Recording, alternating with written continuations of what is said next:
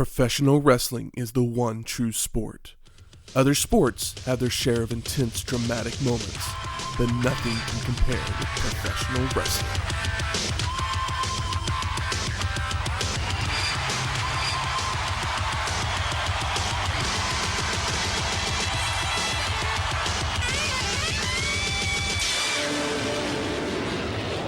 Welcome to Wrestling History X, where three friends come together to talk about the stories behind the matches. I'm Matt. I'm Mike on a mission. And I am Marty Jannetty. Welcome to episode 96, Monday Night Raw. We are the Dudes of Discourse. Yeah, that's what we do here. We're not men on a mission. We are not men on a mission. We are the Dudes of Discourse. Yeah, we are the Dudes of Discourse.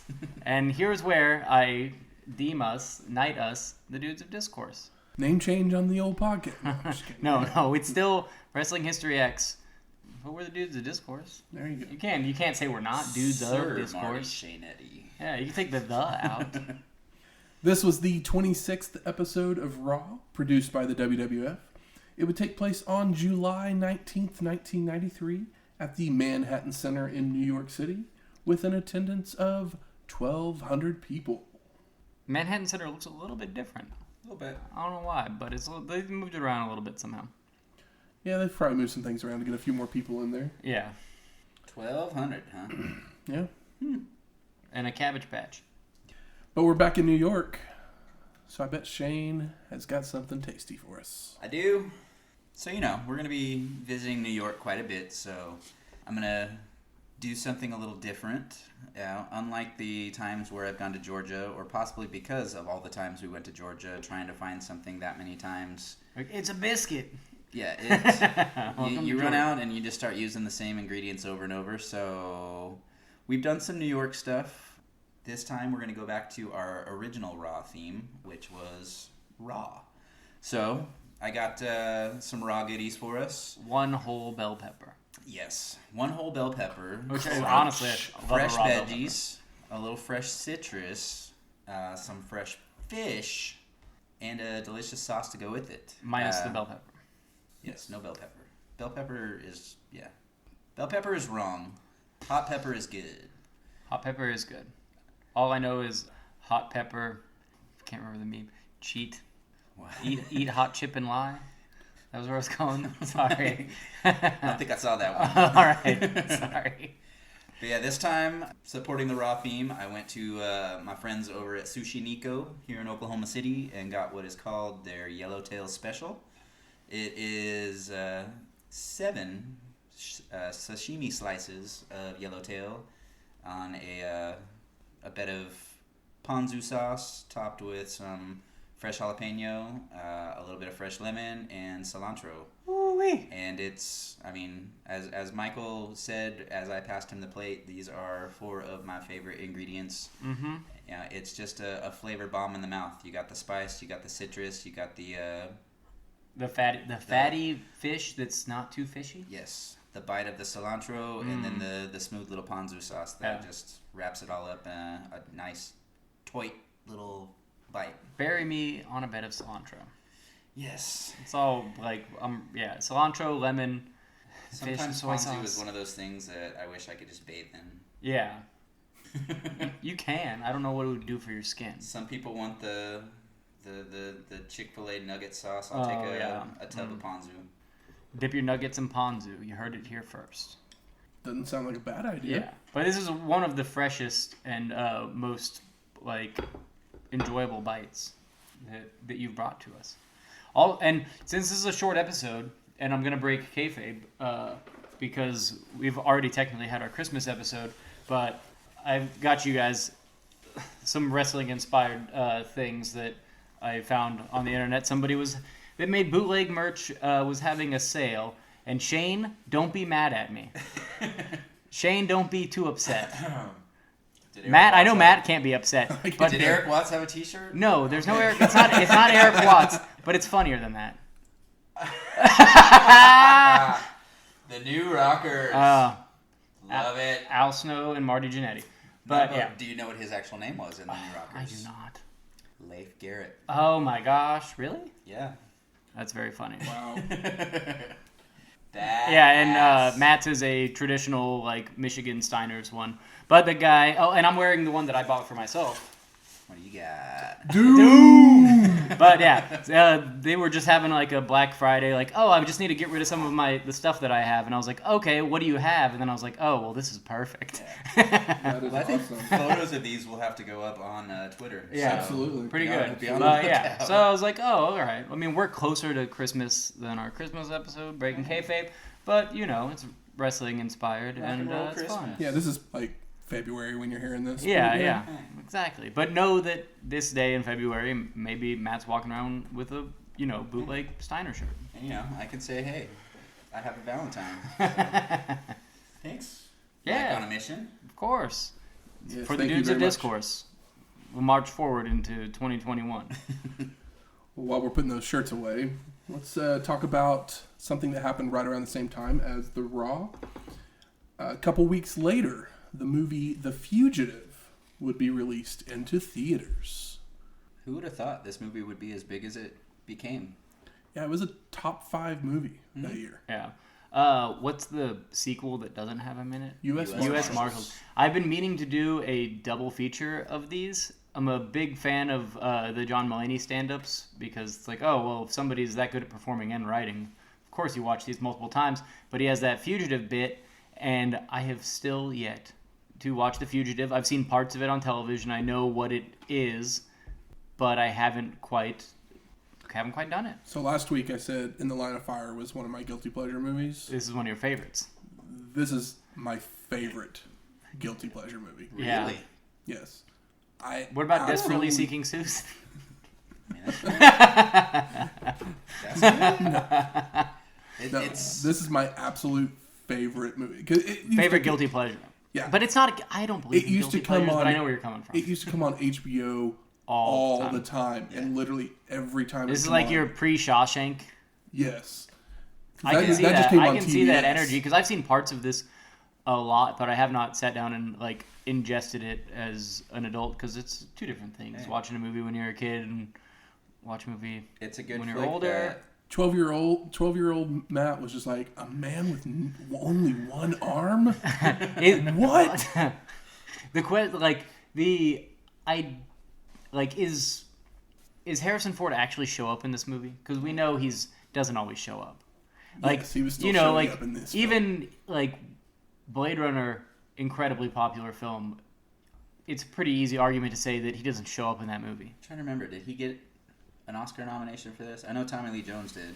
and I think ended Tommy up Lee winning. Jones just did. Yeah. and, like, I know Tommy won, but I couldn't remember if Harrison Ford Tommy got Lee it. Jones might be like one of the best actors at just being himself. He's Yeah. kind of like And I he's think- kind of like white Samuel Jackson, where it's like I only do one thing, but I do it better than anybody else. And like if you want me, like I'm the only one that can do it. And see, the thing is, I think I like Tommy Lee. This is the movie that made me love Tommy Lee Jones. Yeah. It wasn't Cobb. No. I hated that movie. Yeah, me too. It was on TV all the time. It's like, oh, this prick baseball player. Was it in Coal Miner's Daughter? I don't know. Yeah, it was Sissy Spacek. Yeah. I love Sissy Spacek. It was In all nominated 4 movies she was for ever in. 7 Academy Awards. Jesus. Yeah. Oh, this Best is a Picture, forgotten heater. Best Picture, Best Best Picture. Director, Best Screenplay, Supporting Actor. I'm just trying to remember if Harrison Ford got one or not. God for damn. this. I guess I'm watching The Fugitive this weekend. Who directed The Fugitive? Andrew Davis. I don't even know who that is. Neither do I. I know. That's wild. I know. Yeah. Years later, the janitor on Scrubs, Neil Flynn. Oh, he's the It's- one. it's He's worked my favorite into- part of that show. Yeah, he's in The Fugitive. He plays the security guard, Oh, and then really? it crosses over into Scrubs because JD is watching The Fugitive, Fugitive, and they and make that a joke scene about it. comes on, and yeah, Kimbo. Yeah, I need to watch The Fugitive, and I'll get to it. But I have not gone down my what is it, Jonathan Davis? No, that's the guy Andrew. from Korn. Andrew Davis. What else Andrew has he Davis done? filmography. Code of Silence, Above the Law, Under Under Siege. Siege, Oh! Holes. He did Under Siege? The first one, Under Siege 2 is the one on a train, right? yes, Is that the one where the girl comes out of the birthday cake? I think Under Siege 2 might be more popular than Under Siege. it is. It's a Okay. better one. And they're both bad.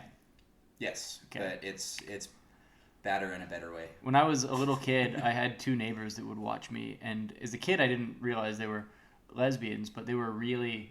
One of them was really into Steven Seagal. I don't know about the other one, but they were very into Steven Seagal. He was actually the original director of The Running Man, but he got replaced. Probably for. I mean, I don't know. Running Man's a great movie. Collateral Damage, Perfect Murder. I forgot. Chain Reaction. Steal Big, Steal Little. So this is a situation where it's like, well, everybody gets one. Basically. Keep grinding. I mean, he's got a Chuck Norris movie. He's got a couple of Did he Steven do Seagals. Did he do Sidekicks? Code No. of Silence. You got The Package with, is that Gene Hackman? Oh, Chain Reaction with old Keanu and Morgan Freeman. this is the most anybody's talked about. Andrew Davis. Yes, thank you, Matt, with the name, because I was about to call him Jonathan Davis again. Yeah. Well, I hope wherever he is, his life is peachy. That's a corn joke. Agreed. Let's go ahead and move on to Monday Night Raw. First up, we get footage from the last Thursday with the Lex Express campaign Oh my gosh. about being patriotic. Yeah, he's new American. Pretty much. Yeah, I mean, when you only think about yourself and look at yourself for the longest time, the next thing in your storyline is to only care about America. Where was the face turn? Well, here, okay. we'll explain Okay. it right here because they don't show it. Yeah. I was kind of hoping they would. But on July 4th, Yokozuna would hold a body slam challenge on the USS Intrepid. Which we've talked about before. We talked about it a couple weeks ago. Exactly. No one was able to body slam him, including Bob Backlund. Yeah, of course Bob Backlund wasn't going to body slam him. Multiple football players. Uh-huh. A basketball player. Scott Steiner. Steiner could have done it. Tatanka. Could have probably done it. Crush. Probably could have done it. Randy Savage wasn't able to. Potentially could have done it. Those are some big boys. But after all of them haven't been able to, a helicopter flies in and lands on the Intrepid. And out comes And Ric Flair comes out. Lex Luger. He called Fuji and Yokozuna cancers in the WWF. Ooh. Hit Zuna with his loaded forearm and then lifted him up for a body slam. Though Fuji would only say it was a hip toss. Did it look like a hip toss? I did not see it. It wasn't a full body slam. No, I mean, of course it wasn't. Because he's 550 pounds. Yeah. I remember watching this back in the day because when they showed it, they showed a few of the clips of Backlund and Steiner and them coming down to do it, and then at some point, Yokozuna takes a lunch break and he just stands there with this monstrous bowl of rice and chopsticks. Oh my gosh. And eats this big ass bowl of rice with chopsticks. He went hard on that chonko. Yeah, the amount of time it took him to empty his big ass bowl of rice with only chopsticks was, I mean, longer than the actual event itself, I think. I can picture Backlund's face trying to do the slam, and I'm in love with it. But after that, Lex went on this campaign, basically, on this bus, the Yeah. Lex Express, trying Tent to revival. gain support from fans to earn a title shot right. versus Yokozuna. Flex with Lex. I'm doing it right now. Can you hear it? The opening montage comes on, and then Vince McMahon welcomes us to the show. Welcome. Sorry, that was my Vince. That's the best Vince you've had so far. That's the only, I think it might be my only one. Bobby the Brain Heenan and Macho Man Randy Savage join him for commentary, and they preview the show. Before we go to our first match, Shawn Michaels with Diesel versus Marty Jannetty What? for the WWF Intercontinental Championship. Oh my god. I feel like we've seen this before. I feel like this has been going on. I also like the fact that I gave the name Marty Jannetty and you gave me a rocker shirt. Marty Jannetty. It's Oh, good. it was all planned. Uh-huh. No, We it don't- was almost Luna Vashane, so... Oh. There's no Luna sh- Vashane is good. There's no shoots here. It's all a word. Yeah. But the champ came out first. Foreshadowing. Don't forget the clip of the loaded Yeah, towel. yeah. The footage is shown from Of the 9 weeks ago The loaded towel. when Marty would beat HBK for the IC belt because of Mr. Perfect's interference. Of throwing a towel at him. I say loaded towel because it was just a towel. I mean, hey, A towel's a towel's a towel. you ever got cotton in your eye, man? It hurts. Burns. Sure. As the match gets going, Michaels attacks Jannetty as he's talking to the ref. Goes for a back body drop, only for Marty to flip over, turn, and deliver a clothesline. Schoolboy roll-up, goes for a body slam, but Shawn floats over and goes for an O'Connor roll, only for Jannetty to duck, sending HBK through the ropes and to the floor.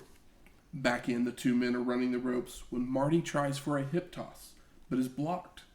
So Shawn then tries, but it is blocked, which gives HBK the opening for a super kick, only for Jannetty to duck, which frustrates Michaels. Of course he knows that kick. Mm-hmm.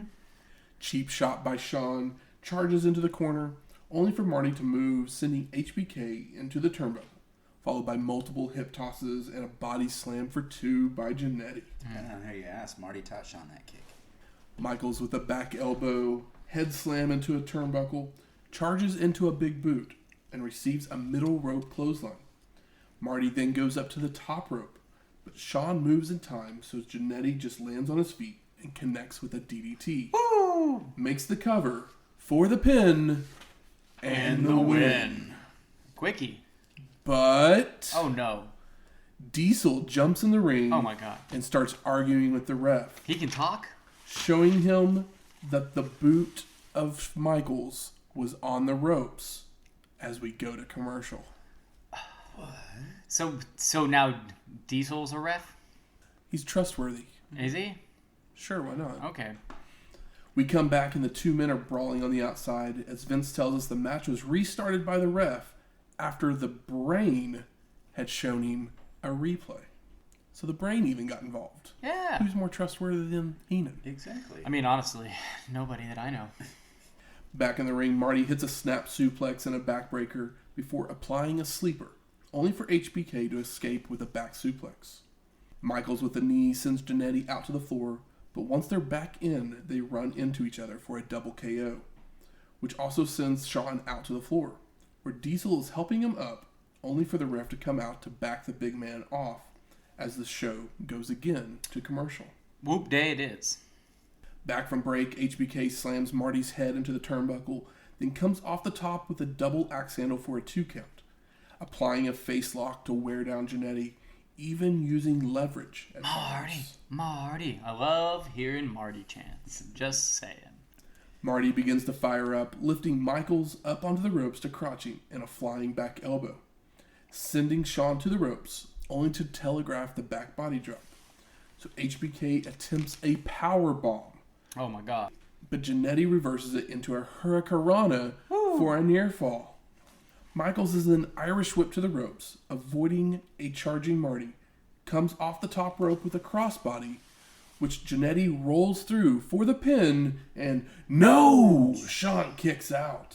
So close. Marty with a faceplant, setting up for the super kick, but HBK falls down into the ropes and gets tangled up. So Jannetty then charges in with a crossbody, only for Michaels to be able to move in time to avoid, sending Marty flying out to the floor. The thing about the being caught up in the ropes is it can happen on accident, but if you don't stay on them, they just get out of it. So he's just rope-a-doping him here. Diesel picks up Jannetty, rolls him back in, Ugh. allowing Shawn to crawl over for the pin and the win. And still. Y'all thought there was going to be a title change. The reason we watched the show, didn't you? Yeah. For real. I was like, oh, you got them to do the thing. Yep. We then get an Ico Pro ad with Lex. Woo! Yeah, Big beefy boy. yeah, email us some MicroPro. We're trying to be the hot dudes of discourse. I mean, The everything. beefy else is getting a boys reboot. of buffoonery 2021. Everything in the world is getting a reboot, so. Why not MicroPro? They have a great logo. I like the logo. We then get a Slim Jim ad with Macho Man. Yeah. Snap into a Slim Jim. Yeah.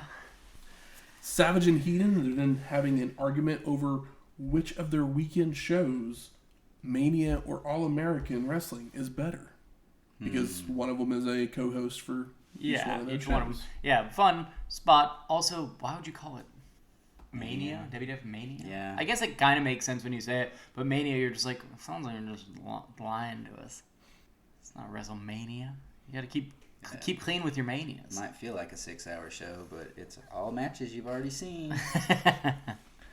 We then go to Vince, who's in the ring, and he introduces Money Inc. DiBiase's counting his money, which is his favorite pastime. IRS tells us that they were robbed of the titles by the Steiners, and next week they get a rematch, and we're gonna send them out losers.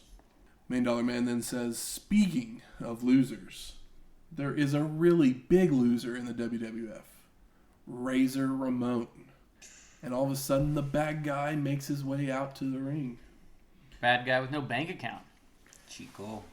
Ted continues by offering Razor some menial jobs like washing his car and shining his shoes. There's somebody with a lot of money out there that would have paid Razor to just, wash his car. Ramon chimes in, rich man, tax man, let me get it right. I work for you? No way. I've done a lot of work with my hands, but only for me. Ted got excited and offered him more money. DiBiase says everyone has a price, even you. Razor then shoves $1 Million Man down. IRS tries to throw him over the ropes, but ends up getting tossed himself. Ted starts screaming that no one does this to Money Inc. I'm going to embarrass him. And I'm going to challenge the 1, 2, 3 kid. Ted, that seems like a bad idea. Ted. I mean, the 1, 2, 3 kid beat Razor. Yeah. And so That's was why Money. he's the biggest loser. Yeah. He's so if Ted beats 1, 2, 3 kid, that he's money bag. much better than that. Ramon. Also, that 1, 2, 3 botch face first into the concrete. Ooh, it still hurts right now. We then go to our second match.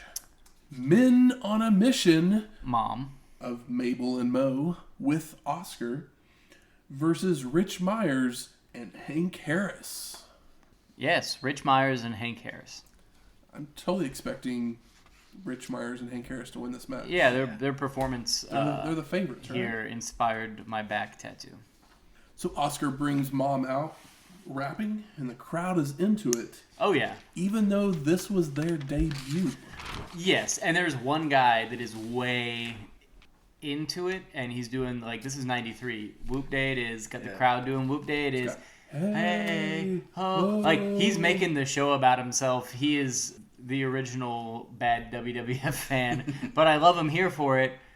He's a better PN News. Yeah, much better. And even Oscar's a better PN News than PN News. But, because his rap is pretty fun. Yeah, it's passable for sure. And then that crowd guy doing the Cabbage Patch fucking made me want to go to the roller rink. Loved it. So the jobbers attack Men on a Mission as the bell rings, but Mabel just clotheslines Harris out to the floor, while Mo with a drop toe hold, followed by a Mabel leg drop on Myers. Mabel then with a body slam, double back elbow, and a double elbow drop by Men on the Mission. By Men on a Mission. It's hard to say. The mommies. Mo throws Myers to the corner so that Harris can tag in. Mom keeps up the attack with a shoulder block, body slam. Mo goes up top, jumping off to add more weight to a Mabel splash on top of Harris. That's some big boys. For the pin and the win. Well, I guess I need to get my back cleaned up. They weren't as impressive as I thought they were going to No. be. Yeah, I know. They definitely weren't on a mission. No. If they were, Their names were so impressive. I was like, well, these guys are obviously stars. Exactly. Oh, yeah. I mean, just the name alone, Harris and Myers. It sounds Yeah, like yeah. a tag team of the future. Mm-hmm. It says it right on my back. Harris / Myers. We then go to Mean Gene with the Summer Slam Report. Gotta love the SummerSlam report. And Gene's dancing along with the Men on a Mission rap as we join him. Very adorable. He previews the matches that have been signed for SummerSlam, and he tells us that President Jack Tunney Fuck you, Tunney.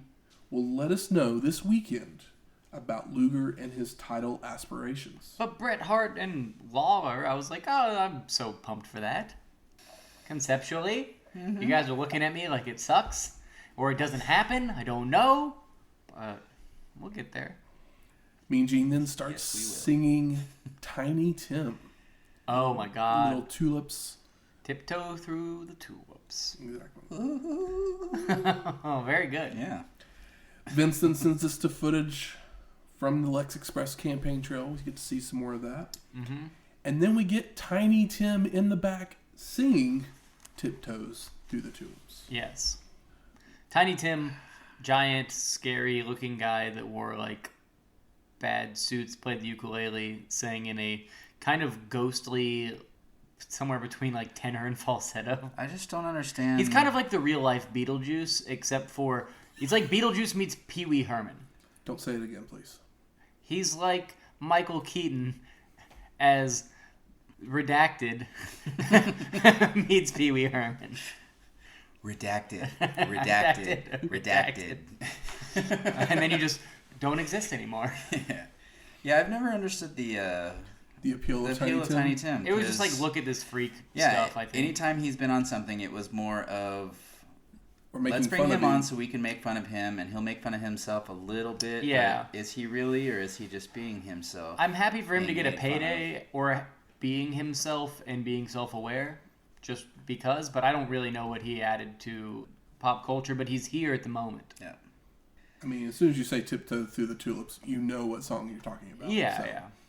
He basically... He's at least there in pop culture. He legitimately looks like Tim Burton's, like, older, bigger brother. Yeah. Like if Tim Burton... Well, I don't know. I was going to say if Tim Burton and Weird Al had a kid...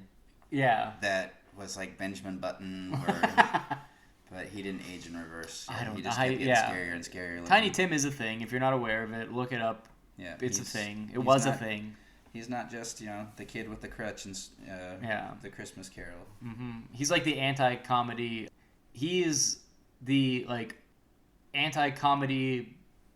If there's a, like, wild pop culture comedian at this point in time, it's Andrew Dice Clay, and he's like the anti-comedy, like Tim and Eric version of that. Yeah. And in that respect, it's pretty interesting, but... If American Idol had debuted in the 90s, he would have been one of the things they exploit ones. or whatever, yeah. It's weird. The William Hung. Yeah. So we go to our third match. Bastion Booger Ugh. versus Scott Despres. Get a load of that ham hock. So last time we saw Bastion Booger, he was Norman the Lunatic at Capital Combat. What was Norman's little guy called? Didn't he have like a... He had a little teddy bear with him. Yeah. I don't remember. I can't remember what his name was. That was back in episode 45. It was a while ago. I mean, RoboCop was on that show, so you might not remember Norman Capital the Lunatic. Combat, baby. Do you think Bastion Booger's ring outfit was the worst of all time? Well, it is that, but do you think it was an inspiration to Mila Jovovich's costume in Fifth Element? Totally. You think that's where they got this idea? Did that movie come out already? No, that movie doesn't come out until like that was 1999. years away. That's why I'm saying this being inspiration to it. Oh, you think okay. Luc Besson was I thought you were big... saying inspired. Oh, by no. it. Do you think Luc Besson was a big Bastion Booger fan? He might have been. Booger uses his power with a clothesline, a butt splash, leg drop, power slam, and a dropping down on the shoulders for the pin and the win. And the joke is that Bastion Booger is gross and looks gross and probably smells bad. He's a booger. He's supposed to be the most disgusting person on the planet. And he does a pretty good job of looking like a loaded diaper. Yeah. So I just feel bad for him because, I mean, you get hired on in the biggest company in the world and this is what they give you. I mean, he's not Scott Dupree, but Scott Dupree made like $60 tonight. Yeah. Post-match, Bastion with a clothesline that sends Despres out to the floor. And then we're told that next week we get Bam Bam versus Bret Hart. Oh my gosh. On Monday Night Raw. King Doesn't of the that Ring sound good? rerun, or I want to see that. repeat. Yeah. So if you want to watch that match, go ahead. Yeah, we're not whatever. going to cover it. But No, maybe I'll watch it later. Who knows? we then get the King's Court with Jerry the King Lawler. Burger King. Burger King. Is what the crowd is chanting. Of course they are. And he brings out his guest, Tiny Tim. In a Mickey Mouse suit and tie. Lawler starts making fun of that suit and tie Is that your real voice? Oh. before asking him to sing a few lines. But the King cuts him off, really, before he even gets started. Oh yeah, and we want Brett Chance behind here. Crowd's really taking over. Jerry asks when his career ended, but does give him a chance to plug a radio show in Nebraska. I guess so. Sure.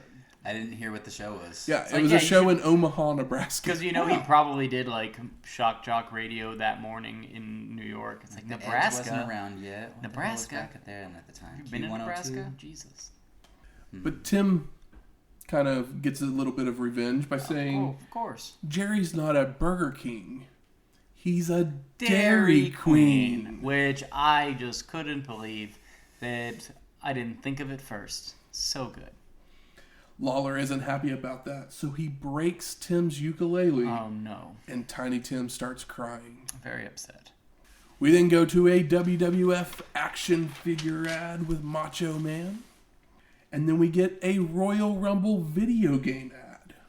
Which, I don't know if y'all played that game, but it was awesome. I have played it, but only, I think I, rented it as a kid. Yeah. For, Super Nintendo, but I never played it enough to know what I was doing. So I had the WrestleMania game for Nintendo. I'm trying to remember if I played the Royal Rumble one or not. That's the one that kind of looks more like Street Fighter-y, right? Yeah, or is that's not the full motion one?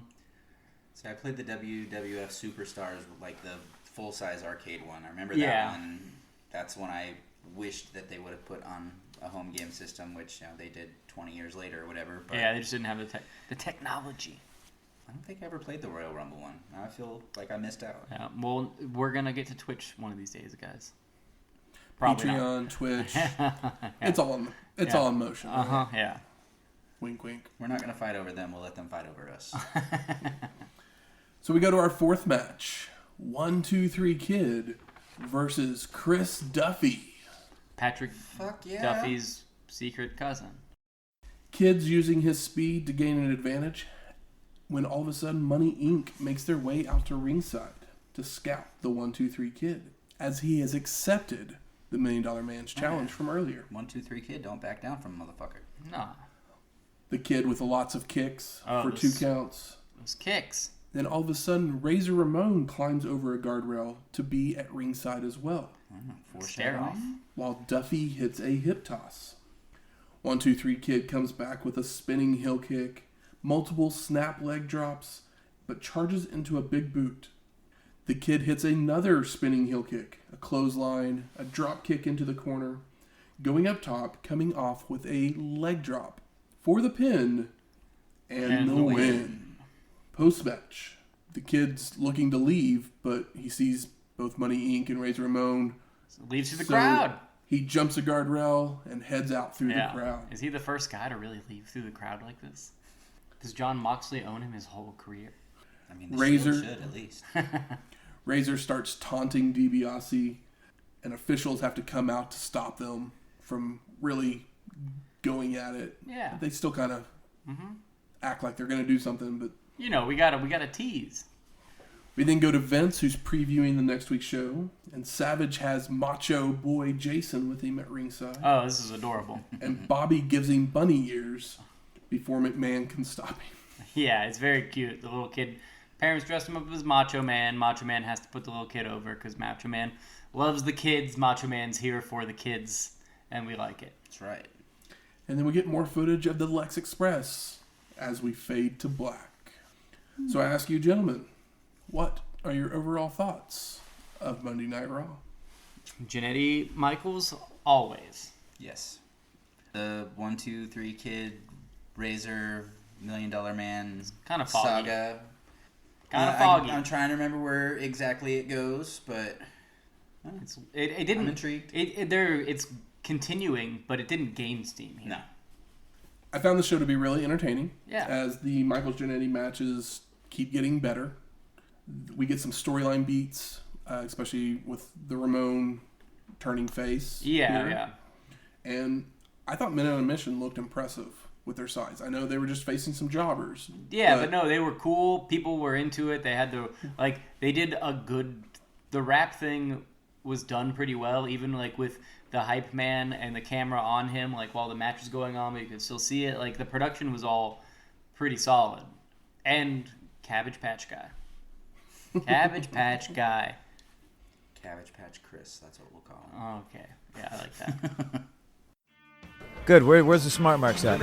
All right. Fuck you. I think it's time we smark it up. So give me the Best moment of the show. I mean, I love me the Jannetty Michaels match. I mean, the Jannetty is Michael. When Jannetty, it looks like Jannetty has won the match again. Yeah, that's when I was like, oh, hell yes. And then they did the thing, and I for some reason wasn't ready for them to do the, like, kibosh on the, like, match final, because I was like, oh, they're just going to keep passing it, and that's fine. I'm fine with that. Man, we had a Slim Jim ad, too. I can't not mention a Slim Jim ad. No, yeah.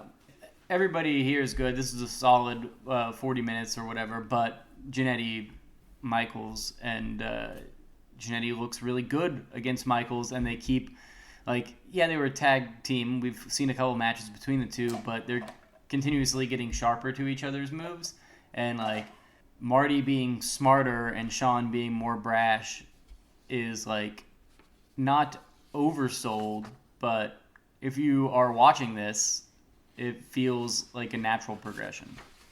How about disappointing moments?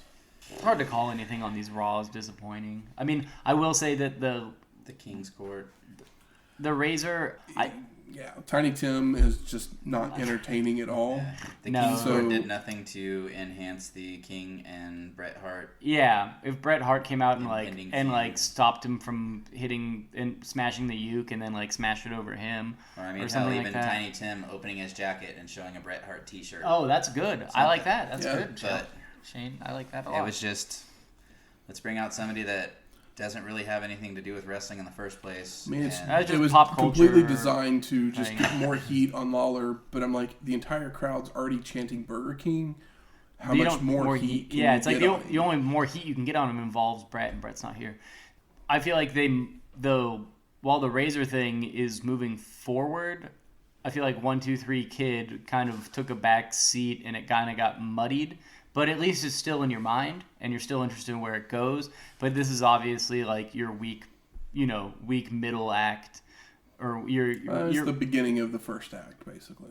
Okay, I guess because he's turned face, so I can see that. I'm just thinking more about like 1, 2, 3 Kid stealing the money, and like him being the star here. But obviously he's the up and comer. How about best performer? I mean, it probably should be Marty. Yeah. But I really liked Men on a Mission. Men on a Mission definitely deserve they were a thumbs up, but they're not Marty Jannetty. No. Or Shawn Michaels. But Marty, just continues to have crisper interactions with Shawn. Both of them, honestly. Yeah. Yep. And I'm not going to lie, Shawn actually, looking at him in this match, he looked like he had kind of fluffed up a little bit. He had... That was just a little bit more of a chin. He had a little bit puffier of a stomach and not as defined. So I don't know if it was just he went off the sushi a little diet, bloated, and maybe it's just water weight. Maybe he had a drunken weekend, and I'm sure he had a drunken weekend. But he didn't look as fit as I'm used to seeing him. Which have your chubby day, because I know what you look like for the next 20-something years, anyways. Anything surprising? Men on a Mission, because I didn't know that was a thing, and I was like, oh, it's Mabel, it's Viscera. Like, I didn't know Mabel started as Men on a Mission. I know that he eventually dons a particularly gold hat at some point in the future. Yes. So I was like, oh, I didn't know that's how that started. So that was kind of neat.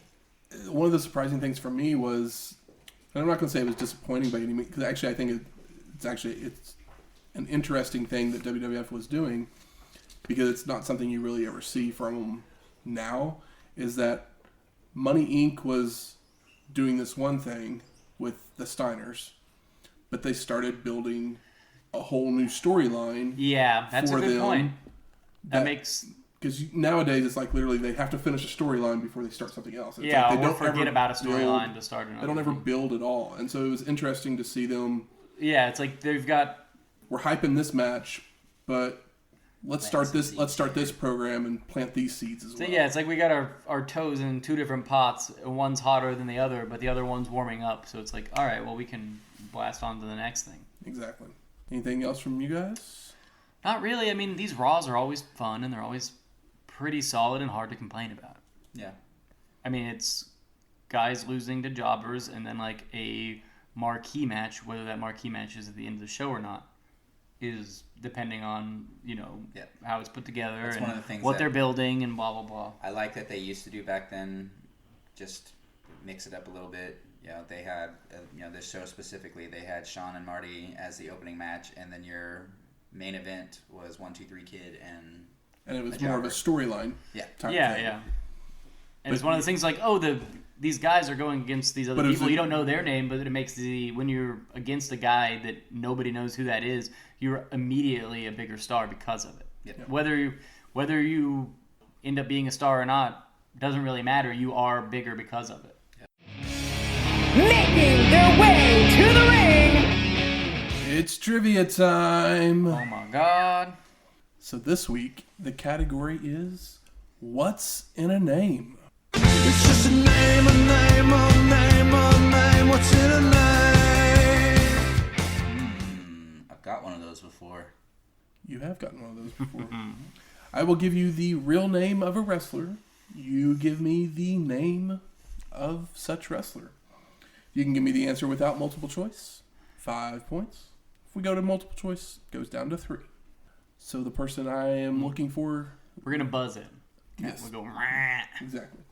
So the person I'm looking for this week is Adolfo Bresciano.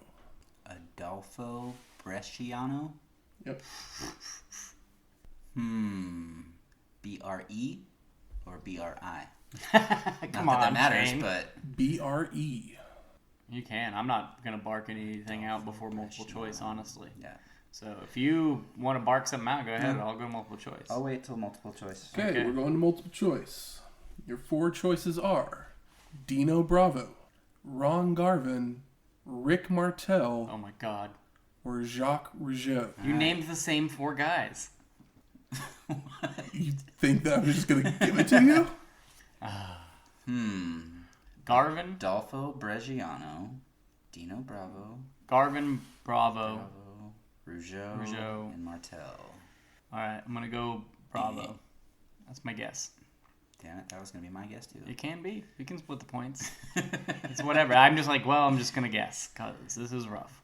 Well, if we're going to play by the rules of the game, Shane buzzed in. Oh. We have to buzz in on the multiple choice?